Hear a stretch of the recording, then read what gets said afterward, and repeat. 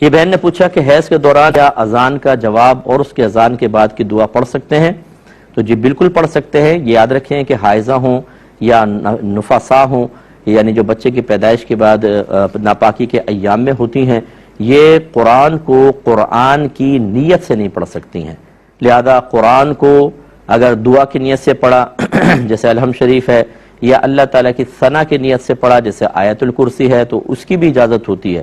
باقی تمام اذکار الہیہ وہ کر سکتی ہیں، صرف قرآن کو قرآن کی نیت سے نہ پڑھیں، باقی سب کر سکتی ہیں۔ اسی طرح انہوں نے کہا کہ درود تنجینا، بعض تنجینا بھی کہتے ہیں، کہ اس کا ورق پکڑ کر اس کو پڑھ سکتے ہیں کہ نہیں؟ تو بالکل پڑھ سکتی ہیں، کیونکہ اس میں درود ہے، کوئی آیات کریمہ تو نہیں ہے۔ بہتر ہے کہ اس پر ہاتھ نہ پڑے۔ یہ مکروہ تنزیہی لکھا ہے کہ تفسیر کی کتاب کو، فقہ کی کتاب کو، یا اس قسم کے وظائف کی کتاب کو پکڑنا۔ مکروہ تنزیہی اس عمل کو کہتے ہیں کہ جو گناہ تو نہیں ہوتا لیکن شریعت نے ناپسند کیا ہے، تو لہٰذا لیکن اگر ورق پہ لکھا ہوا ہے اور اب سائڈ سے پکڑتی ہے اس پہ ہاتھ نہ، تو یہ قرات تنزیہہ بھی ختم ہو جاتی ہے، تو یہ بہرحال بالکل جائز ہے۔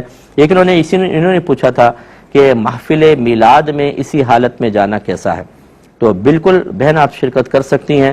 نبی کریم صلی اللہ علیہ وسلم نے خود عید کی نماز کے بعد آپ واضح و نصیحت فرماتے تھے، تو آپ نے عورتوں کو حکم دیا کہ وہاں حاضر ہوں۔ بعض نے کہا یا رسول اللہ ہم پاک نہیں ہیں، حائضہ ہیں۔ سرکار نے ارشاد فرمایا آپ آئیں، نماز نہ پڑھیں لیکن ساتھ میں بیٹھ کر ہمارا بیان سنیں۔ تو بتائیے کہ پھر یہ اتنی بڑی جو محفل کی خود میرے آقا تشریف فرما ہو، تو پھر بالکل اس میلاد مصطفیٰ میں بھی آپ جا سکتی ہیں، لیکن مسجد کے اندر نہیں جائیں گی، گھر وغیرہ میں جا سکتی ہیں، مسجد میں جانا منع ہوتا ہے۔